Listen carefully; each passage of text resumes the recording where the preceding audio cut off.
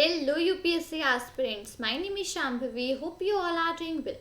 So आज हम लोग यहाँ पर chapter number 4 from class 6 geography NCERT book से आज हम लोग इस चैप्टर के रिस्पेक्टिव यहाँ पर समरी को डिस्कस करेंगे. ठीक है, ग्रेट. सो हम लोगों ने पिछले चैप्टर में पढ़ा था कि ग्लोब के एडवांटेजेस क्या होते हैं, राइट. बट एडवांटेजेस के साथ ही साथ ग्लोब की कुछ लिमिटेशंस भी होती है.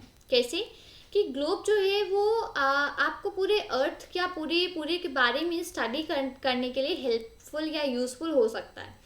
बट अगर आप अर्थ के किसी पार्ट को स्टडी करना चाहते हो या आप कंट्री के बारे में एक स्टडी करना चाहते हो, किसी स्टेट के बारे में, किसी डिस्ट्रिक्ट, किसी टाउन, किसी विलेज के बारे में स्टडी करना चाहते हो, तो उसमें जो ग्लोब है वो आपकी कम हेल्प कर सकता है बिकॉज वो स्फीयर शेप में होता है, राइट. और वहाँ ग्लोब छोटा सा तो होता है, बहुत ज़्यादा बड़ा तो होता नहीं है, और रिस्पेक्टिवली उसमें इतनी सारी चीज़ें एक ग्लोब में लोकेट होती हैं, तो ऑब्वियसली बहुत छोटी छोटी जगह मतलब चीज़ों लोकेट होती हैं. सो इन दैट केस ये थोड़ा सा डिफिकल्ट हो जाता है आपके लिए स्टडी आउट करना. सो इस रिस्पेक्टिव कंडीशन रिस्पेक्टिव सिचुएशन में हम लोग यूज़ करते हैं मैप. ठीक है, तो जो मैप है वो एक रिप्रेजेंटेशन होता है या फिर एक ड्राइंग होता है अर्थ की सरफेस का. ठीक है, और या फिर उसका एक कोई पार्ट होता है अर्थ का, उसको हम लोग सिंपली फ्लैट करके स्केल्स के अकॉर्डिंग उसको ड्रॉ करते हैं मैप में. ठीक है, तो इस तरीके से जो अर्थ है, मतलब जो अर्थ है हमारा राउंड शेप में, राइट. अब राउंड शेप को कम्प्लीटली तो आप फ्लैटन कर नहीं सकते हो, फ्लैट तो आप उसे कर नहीं सकते, पॉसिबल नहीं है बिल्कुल भी. तो इन दैट केस हम लोग कुछ पोर्शंस होते हैं, कुछ डिफरेंट पोर्शंस होते हैं, उनको हम लोग डिफरेंटली यूज़ करते हैं, डिफरेंटली उनको हम लोग मैप में ट्रांसफॉर्म करते हैं. मैप्स जो होते हैं वो कई सारी कंडीशंस में हमारे लिए यूज़फुल हो सकते हैं, कई सारे पर्पस में. तो मैप जो है वो काफ़ी हम लोग को छोटे छोटे एरियाज शो करते हैं, उसमें जो फैक्ट्स होते हैं वो सब भी कम्प्लीटली मैप हमको शो करता है. But not the globe, because globe में इतनी स्पेस ही नहीं होती इतनी ज़्यादा, राइट. तो जो मैप होते हैं वो कई सारे फैक्ट्स कंटेन करते हैं एक बहुत बड़ी सी बुक की तरीके. तो जब कई सारे मैप्स को हम लोग एक साथ पुट कर देते हैं, एक साथ रख देते हैं, so we call that an atlas. हम लोग को क्या मिलती है? एक एटलस. ठीक है, तो जो एटलसेस होती हैं वो कई सारी साइज़ की होती हैं, कई मेजरमेंट्स होती हैं, जो कि डिफरेंट स्केल्स में बनाई जाती हैं. अब जो मैप्स होते हैं वो हमको इन्फॉर्मेशन प्रोवाइड करते हैं ग्लोब से ज़्यादा. ठीक है, ग्लोब से ज़्यादा इन्फॉर्मेशन हम लोग को मैप्स प्रोवाइड करते हैं. तो वहाँ पे डिफरेंट मतलब मैप्स जो होते हैं, मैप्स भी डिफरेंट टाइप्स के होते हैं. जैसे कि कुछ यहाँ पे डिस्क्राइब है. पहला होता है फिजिकल मैप. ठीक है, तो जो मैप्स होते हैं जो कि नेचुरल फीचर्स शो करते हैं, जैसे कि अर्थ के जो नेचुरल फीचर्स होते हैं शो करते हैं, जैसे कि mountains, rivers, oceans, plateaus, plains, ये सारे, तो उनको हम लोग बोलते हैं फिजिकल या फिर रिलीफ मैप्स. ठीक है, पॉलिटिकल मैप्स की अगर बात करें तो जो मैप्स हम लोग को सिटीज़, टाउन्स, विलेजेस या फिर डिफरेंट कंट्रीज या स्टेट्स, उनकी बाउंड्रीज, ये सारी चीज़ें जो शो करते हैं, that are your political maps. तो अगर आपको natural features of the earth को लाइक लोकेट करना है या आप मतलब उसको रेफर करना है, तो आप फिजिकल मैप्स को रेफर करते हो. और अगर आप किसी सिटी, टाउन, विलेज, इन सब चीज़ों को लाइक रेफर कर रहे हो तो आप you use the political maps. एक थर्ड टाइप का मैप भी होता है and that is your thematic maps. तो कुछ मैप्स ऐसे होते हैं जो कुछ स्पेसिफिक इंफॉर्मेशन पे फोकस करते हैं, जैसे कि रोड मैप्स, रेनफॉल मैप्स, और कुछ मैप्स जो कि डिस्ट्रीब्यूशन ऑफ फॉरेस्ट को शो करते हैं, डिस्ट्रीब्यूशन ऑफ इंडस्ट्रीज़ को शो करते हैं. तो जो इन रिस्पेक्टिव चीज़ों को अलग अलग चीज़ों कैसे शो करते हैं ना, that are your thematic maps. ठीक है, इनको हम लोग बोलते हैं थीमेटिक मैप्स. तो कुछ सूटेबल टाइटल्स होते हैं जो कि दिए जाते हैं इनको, जिस तरीके की इंफॉर्मेशन प्रोवाइड करते हैं मैप्स, उसी के हिसाब से इनको कुछ सूटेबल टाइटल्स भी दिए जाते हैं. तो मैप में अब इन टोटल 3 कंपोनेंट्स होते हैं. ठीक है, इन टोटल 3 कंपोनेंट्स होते हैं मैप में. फर्स्ट वन होता है आपका डिस्टेंस, सेकेंड होता है डायरेक्शन, और तीसरा होता है सिंबल. ठीक है, सबसे पहले डिस्टेंस की बात करते हैं. तो मैप्स जो होती हैं, मैप्स ड्राइंग्स होती हैं. जो कि जो पूरा वर्ड है उसको रिड्यूस करती हैं और एक शीट ऑफ पेपर में उसको फिट करती हैं, राइट। Maps are those. और या फिर हम लोग ये बोल सकते हैं कि मैप्स जो होते हैं, हम लोग स्केल्स को रिड्यूस करने के लिए मैप को बनाते हैं, ठीक है। स्केल्स को रिड्यूस करने के लिए हम लोग मैप्स को ड्रॉ करते हैं। लेकिन ये जो रिडक्शन है ना, एक्चुअली इसको बहुत ज़्यादा केयरफुली करना होता है, क्योंकि जो रियल डिस्टेंस है प्लेसेस के बीच में, आप उसको तो रिमूव कर नहीं सकते हो, आप उसको तो मिसलीड नहीं कर सकते ना, जो रियल डिस्टेंस है प्लेसेस के बीच में। सो उस केस में आप जो भी डिस्टेंस या जो भी चीज़ें शो करते हो, आप जो भी स्केल लेते हो, जो भी रिडक्शन करते हो, आपको वो सारी चीज़ें ना बहुत ज़्यादा केयरफुली करनी पड़ती हैं, ठीक है। अब ये ऐसा तभी पॉसिबल हो सकता है जब जो स्मॉल डिस्टेंस होती है पेपर में, वो इन रियल ग्राउंड में लार्ज डिस्टेंस रिप्रेजेंट करे, ठीक है। अब पेपर में आपने एक छोटा सा डायग्राम बनाया, लेट्स से आप ऐसे बोल रहे हो कि ऐसे सीधे आ जाओ, देन ऐसे इस डायरेक्शन में मूव कर लो कि if you come in this direction तो यहाँ पे मेरा घर पड़ेगा। अब आपने तो यहाँ पे कुछ सेंटीमीटर्स ऑफ लाइन में इसको बना के लाइक बता दिया, बट अब अगर इसको रियल में हम लोग ग्राउंड में बात करें तो लेट्स से ये 10 किलोमीटर्स का पूरा डिस्टेंस है, राइट। तो इसका ये मतलब होता है कि हम लोग को पेपर में जो भी लाइक ड्रॉ करते हैं, जो भी हमारा डिस्टेंस होता है, जो भी हम उसको मैप में शो करते हैं, इन रियल ग्राउंड में वो एक्चुअल डिस्टेंस बड़ा होता है, that is a large distance on ground. Paper में आपको भले ही बहुत छोटा स्मॉल डिस्टेंस दिखेगा, but like in real ground में वो काफ़ी ज़्यादा लार्ज डिस्टेंस हो जाता है। तो इस पर्पज़ के लिए हम लोग क्या चूज़ करते हैं, वी चूज़ द स्केल, ठीक है। स्केल्स को हम लोग चूज़ करते हैं इस रिस्पेक्टिव पर्पज़ के लिए। तो अब क्या यहाँ पे जो भी चीज़ें हैं, जैसे कि स्केल है, स्केल क्या होता है, स्केल एक रेशियो होता है एक्चुअल डिस्टेंस, जो कि ग्राउंड का जो एक्चुअल डिस्टेंस है और मैप में जो डिस्टेंस है उसके बीच का जो रेशियो होता है, that we call as a scale, ठीक है। Ratio between the actual distance on the ground and the distance shown on the map, इनके बीच का जो रेशियो होता है that we call as a scale. अब अगर एक एग्जांपल लें तो जैसे कि आपका जो डिस्टेंस है स्कूल से आपके घर तक का, दैट इज़ 10 किलोमीटर्स, ठीक है। अब अगर आपको 10 किलोमीटर्स मैप पे शो करना है तो आप पूरा 10 किलोमीटर्स तो शो करोगे नहीं, बिकॉज मैप में बहुत सारी प्लेसेस होती हैं। अब अगर हम ऐसे शो करने लग गए तो हमारे पास थाउजेंड्स, 10,000, लैक्स ऑफ मैप हो जाएंगे, right, but that is impossible. So in that case हम लोग क्या करते हैं, हम लोग एक स्केल ले लेते हैं, ठीक है। जैसे कि हमने 2 सेंटीमीटर का स्केल लिया, यहाँ पे 2 सेंटीमीटर का हमने स्केल ले लिया, तो उसमें जो हमारा 1 सेंटीमीटर है वो फर्स्ट 5 किलोमीटर्स डिनोट करेगा, और जो सेकंड 2 सेंटीमीटर है वो हमारा नेक्स्ट 5 किलोमीटर्स को डिनोट करेगा।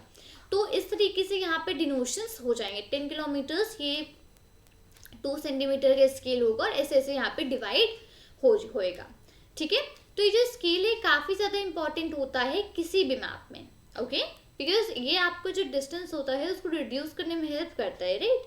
बट अगर आप स्केल को जानते हो तो आप किसी भी 2 प्लेसेस के बीच का डिस्टेंस बहुत ईजिली कैलकुलेट कर सकते हो। अगर आपको स्केल की नॉलेज है तो इन दैट केस आप किन्हीं भी 2 प्लेसेस का जो डिस्टेंस है उसको बहुत आसानी से कैलकुलेट कर सकते हो।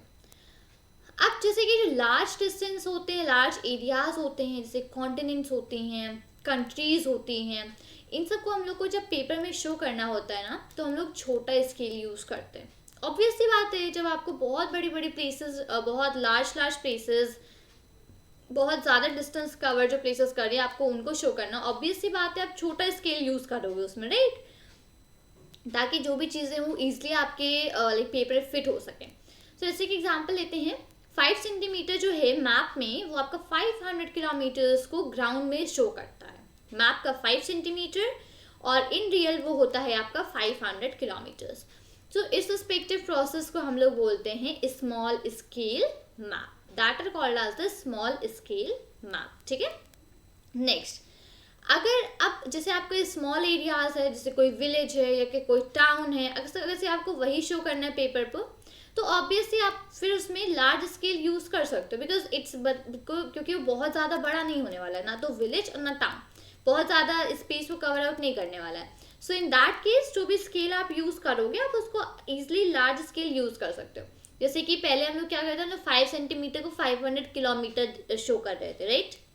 5 सेंटीमीटर स्केल 500 किलोमीटर्स को इन रियल में डिनोट कर रहा था, बट वो कॉन्टिनेंट्स और कंट्रीज की बात थी।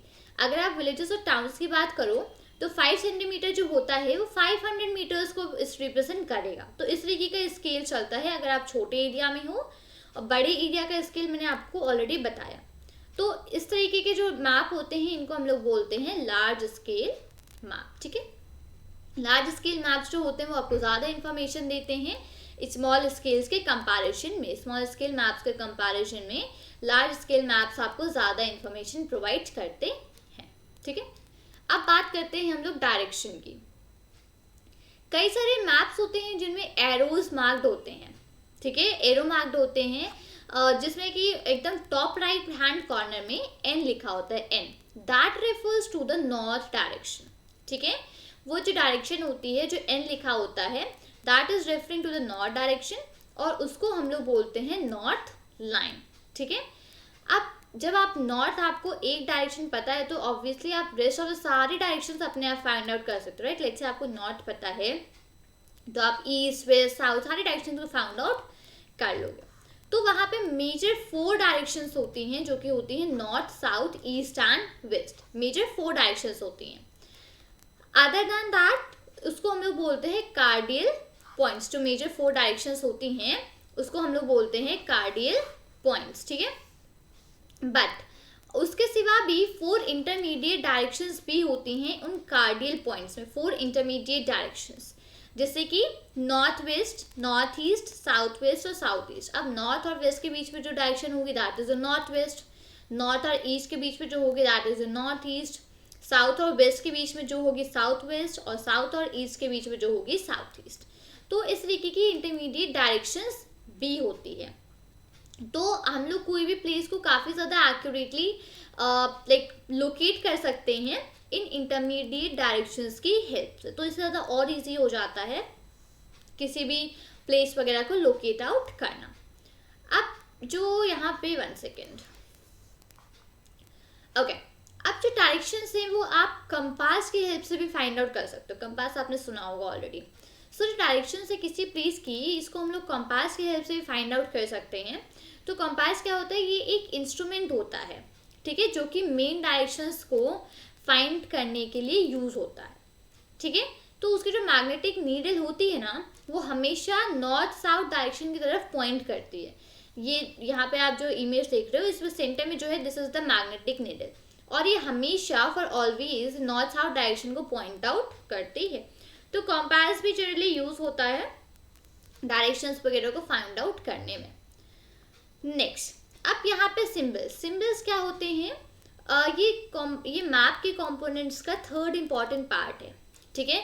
ये पॉसिबल नहीं है, मतलब पॉसिबल मैप जो है ये पॉसिबल नहीं है कि मैप में हम लोग जो भी जगह है, जो भी बिल्डिंग है, जो भी रोड है, जो भी ब्रिज है, जो ट्री, रेलवे लाइन जो भी हैं, उनका हम लोग एक्चुअल शेप और एक्चुअल साइज ड्रॉ करें। This is not possible, right. बिल्कुल भी ये चीज़ पॉसिबल नहीं है कि मैप में आप रियल बिल्डिंग या रियल रोड, उसका real shape, real size draw करो। सो उसकी वजह से ये पॉसिबल तो है नहीं, तो उसके लिए हम लोग कुछ लेटर्स, कुछ कलर्स, कुछ पिक्चर्स, कुछ लाइंस को यूज़ करते हैं, ठीक है। तो ये जो सिंबल्स होते हैं ये हमको काफ़ी इन्फॉर्मेशन दे देते हैं एक छोटी सी लिमिटेड स्पेस के बीच में, ठीक है। They give us a lot of information, एक लिमिटेड स्पेस में हमको काफ़ी इन्फॉर्मेशन देते हैं। तो इन सिंबल्स के यूज़ से जो मैप्स हैं उनको हम लोग लाइक ईजिली ड्रॉ कर सकते हैं, और इवन अगर आप एक बार सिंबल्स को याद कर लो तो आपके लिए मैप्स को स्टडी भी करना काफ़ी ईजी हो जाता है। अगर आप इन लैंग्वेजेस, इन एरियाज़ को, जैसे लेट्स से आप किसी एरिया में गए, आप वहाँ की लैंग्वेज को नहीं जानते हो, तो आप किसी से वहाँ के डायरेक्शंस के बारे में भी नहीं पूछ सकते हो, राइट। तो आप मैप से इंफॉर्मेशन ले सकते हो उस रेस्पेक्टिव एरिया के बारे में, ये जो सिंबल्स होते हैं इनकी हेल्प से। तो मैप जो है, मैप में एक यूनिवर्सल लैंग्वेज होती है जो कि सब लोग उस लैंग्वेज को समझते हैं। तो ये एक इंटरनेशनल एग्रीमेंट होता है जो कि सिंबल्स के रिगार्डिंग में होता है, तो उसको बोलते हैं हम लोग कन्वेंशनल सिंबल्स, ठीक है। तो यहाँ पे कुछ कन्वेंशनल सिंबल्स देखते हैं हम लोग, जो यहाँ पे डायग्राम में शो करें हैं। तो रेलवे लाइन, जैसे कि रेलवे लाइन की अगर बात करें तो first one is your broad gauge का सिंबल है, second is for your metre gauge and third one is for your railway station. ठीक है, ब्रॉड गॉज, मीटर गॉज और रेलवे स्टेशन। रोड्स में यहाँ पे मेटल्ड और अनमेटल्ड है, तो this one is the metalled और ये आपकी अनमेटल्ड है। ठीक है, नेक्स्ट बाउंड्रीज की बात करें, सो ये सिंबल है, ये इंटरनेशनल बाउंड्री को डिनोट करता है, नेक्स्ट स्टेट बाउंड्री को और थर्ड आपका डिस्ट्रिक्ट बाउंड्री को। ये वाला फर्स्ट सिंबल आपका रिवर का है, then is for the well, this is for the tank, canal and for the bridge. यहाँ पर फर्स्ट सिंबल है आपका temple, second is for the church, third is for the mosque और fourth is for the छतरी। इधर PO refers to the post office, PTO refers to the post and telegraph office and PS refers to your police station. ये जो पहला symbol है this refers to the settlement और second one refers to the graveyard.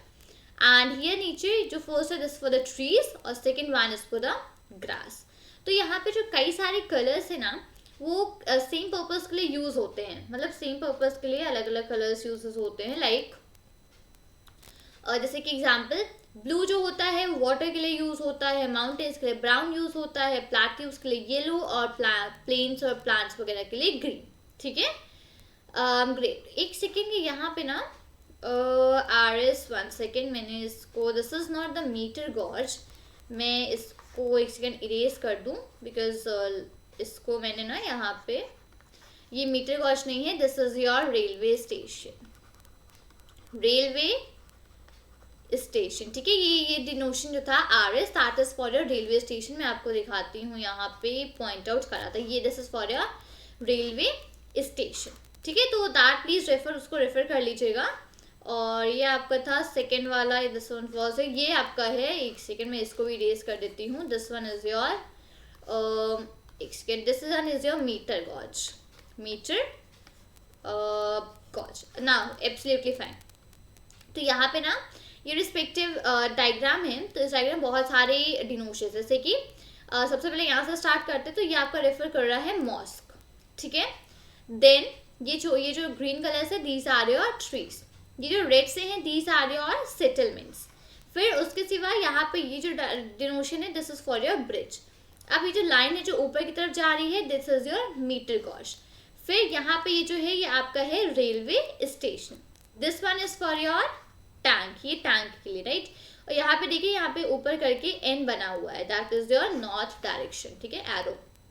Next यहाँ पे ये क्या है, दिस इज योर छतरी। अगेन ये आपका यहाँ पे पूरे सेटलमेंट्स हैं, ये आपके ट्रीज हैं। फिर PS यहाँ पे that is refer to the police station, PTO was for post and telegraph office. अब यहाँ पे ये नीचे आपका बना हुआ है चर्च, राइट। उसके सिवा this is for your school. अब ये जो डैश लाइन है सो ये सारी की सारी अनमेटल्ड है, right, this is your unmetalled. और यहाँ पे ये जो बने हुए these are your graveyards, this is for your, यहाँ पे आपके टेम्पल के लिए है, और ये this is for your river. तो इस तरीके के डिनोशंस, इस तरीके के सिंबल्स होते हैं। ठीक है, इस तरीके की सारी चीज़ें यहाँ पर होती हैं। अब स्केच क्या होता है, स्केच एक तरीके की ड्राइंग है जो कि मेमोरी और ऑब्जर्वेशन पे बेस होती है, उसमें स्केल हम लोग यूज़ नहीं करते।